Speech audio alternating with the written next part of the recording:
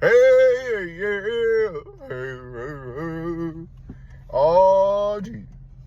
Yeah, here's the difference between being led by the Spirit of God and being led by your emotions. They can seem eerily similar, especially at the beginning of your walk with God, when you have the chills and the feeling of the warm feeling of love in your bosom as you're walking with our Father anew and freshly, knowing the Holy Spirit is right next to you. That's a amazing thing. Not making light of that or making fun of that or speaking down to that in any way. Rather, I'm just saying there's a big difference between being led by your feelings, emotions, and being led by the Spirit of God. Oftentimes, they're at odds with one another. Many times, not always. You must be discerning, and over time, you'll realize more and more. I always recommend people reflect. You can have, know thyself was like a Socrates thing. When you have more self-awareness, you're able to make better decisions based on what's better for you, who you are, and what you're trying to do. And that's wise to do in discerning is if you're at the phase towards the beginning or middle or even the end of discerning the will of God for your life and judging accurately as to what you believe He is telling you to do. It's important to judge accurately, using the word to separate false from truth. I highly recommend everyone listening to me right now even, be extremely discerning when hearing the voice of God and choosing what to do with it. God's never wrong.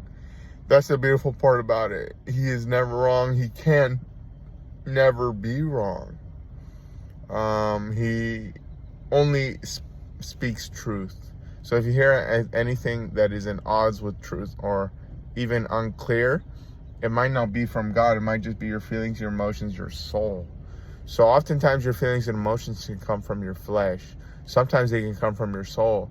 Sometimes also it can come from the Spirit of the living God, being that He came and He made Himself one with our spirit. The Holy Spirit and our human spirit are like one. They're like intertwined, like a DNA strand. They're one and together and forever. You are now of the Spirit. But that's the deepest part of you. On top of you, you got the soul and the flesh. Oftentimes when a word arises from the Spirit into your soul to be manifested in the physical, there's a process of filtering out. That's what you heard by your own soul, your own even spirit. Your own even spirit has a say in how this is received and how it's filtered out. Sometimes you can really hinder yourself from hearing the voice of God, or when you're hearing the voice of God, you can hinder yourself by having too much activity, too much thinking of this is the way it should be, not enough receiving what is the Lord saying. Faith and trust in Him and in the still small voice the Holy Spirit placed within you, which is the counselor. Counselors speak. The advisors speak.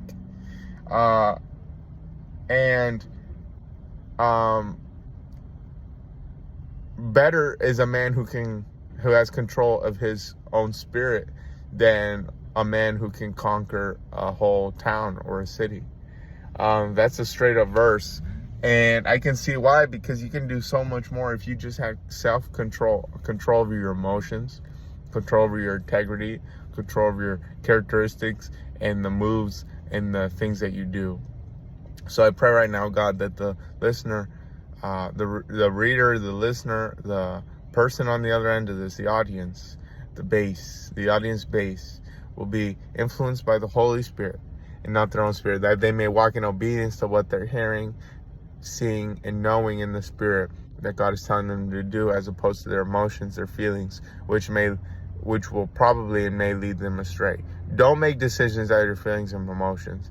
They might be instantly gratifying. However, long term, you're just delaying gratification in the Spirit of what He actually wants you to do. Long term, you might be deceiving yourself by thinking you're doing something right, but actually just wasting time, resources, money, etc., etc. God bless you all.